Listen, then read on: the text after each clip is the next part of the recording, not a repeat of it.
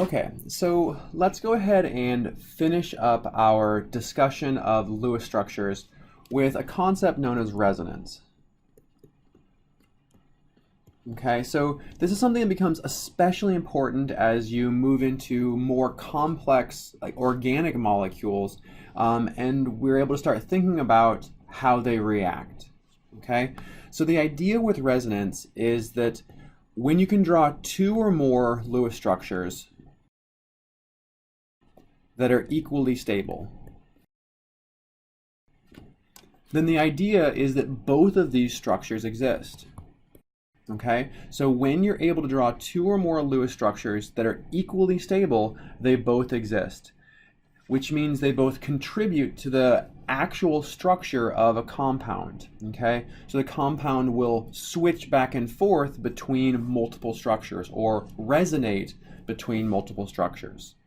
Okay, and if I show you an example of this, I think it will help to reinforce what I'm talking about. So let's think about acetate. So acetate is CH3CO2 minus. Okay, so remember from our discussion of structural formulas, we can draw this out with carbon attached to 3 hydrogens and then attached to another carbon. Okay, and these two oxygens are both attached to the second carbon. Okay, and we can end up with a structure that looks like this. Okay, so where we have a single bond to the top oxygen and a double bond to the oxygen on the right, or we could have chosen to put the double bond pointing up. All right, we could just as acceptably put this double bond pointing up. Okay, if we consider formal charge, we would see that all atoms have a formal charge of 0 except this oxygen right here. So we expect it to have 6. It actually has 7, so it has a formal charge of -1. So this oxygen is where this negative charge is positioned. However, in this structure, the -1 charge is on the oxygen to the right. So the idea is that each of these two structures both obey our rules for drawing correct Lewis structures. Okay, they're both equally stable. Every single atom obeys the octet rule. We've used the correct number of valence electrons. We've minimized formal charge by placing it just on one atom. It's just the difference is the position of that formal charge, right? So the position of the double bond or of the single bond or of the formal charge. So when you can draw multiple structures that are both correct, we show this double-sided arrow which indicates that these are resonance structures.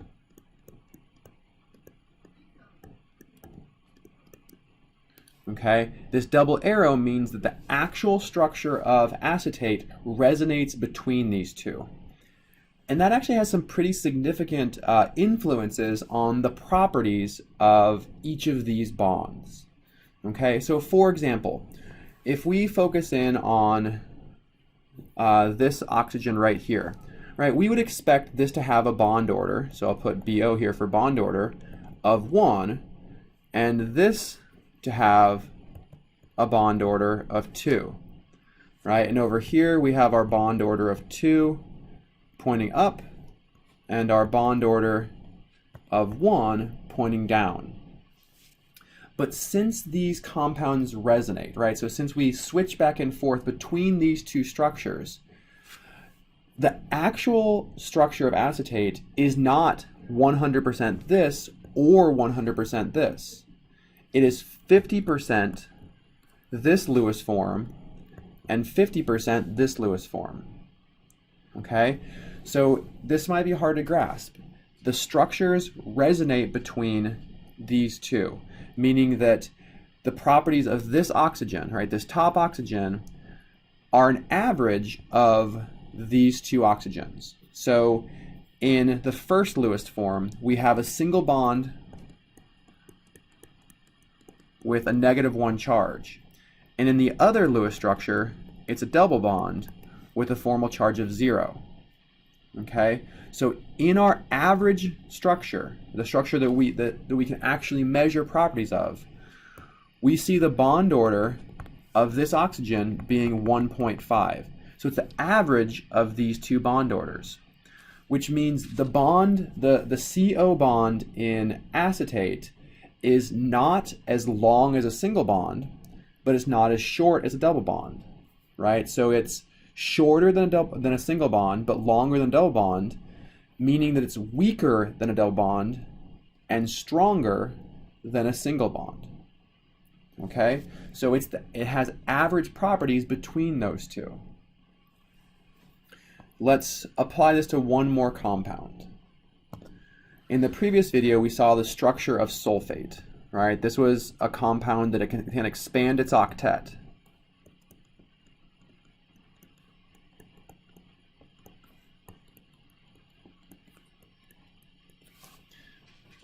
Okay, so sulfate can actually have a lot of different resonance forms. So we could draw sulfate like this. We could draw sulfate where the double bond exists, both of them pointing down and right? So we could draw it something like this. Oops.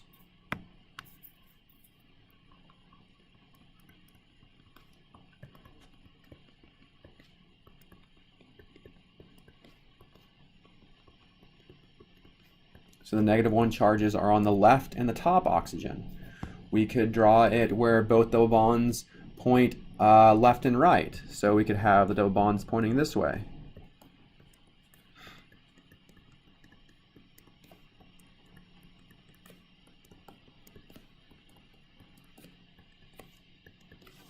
And we could also draw it where the two double bonds are pointing down and left.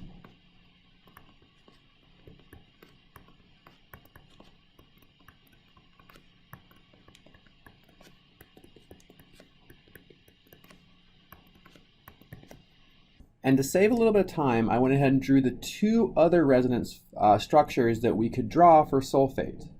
Right? So the idea here is that any of these structures can be drawn and all of them are correct. So we would show these resonance arrows between all of the structures. These double-sided arrows tell us that the compound will resonate or switch back and forth between these 6 structures. Okay? And since there's so many resonance structures, we know that we're going to have properties of each bond and each atom that are dictated by the average properties. Okay, so let's focus in on the bonds pointing up. Right, so we have an SO bond pointing up. Okay, and what we notice is that in 3 of these, right, so 1, 2, 3, we have an SO double bond, and in the other 3, so 1, 2, 3, we have an SO single bond. What this tells us is that the average bond property would be the average between a single bond and a double bond because they exist equally, right? So in 3 structures it's single, in 3 structures it's double bond, so the average bond properties would be that of a 1.5 bond, or a bond order of 1.5.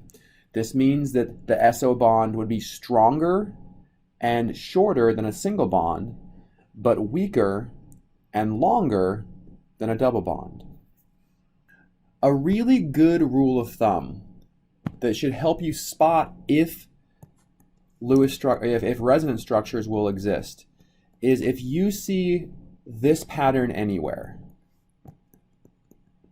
All right, so in most of the molecules that we're going to deal with, if you see this pattern in the compound where you have some central atom with an oxygen bonded to it as a double bond and an oxygen bonded to it as a single bond, then resonance exists, right? And the number of resonance structures will be dependent on how many different atoms can contribute to the resonance structure, right? So this is what we saw for sulfate.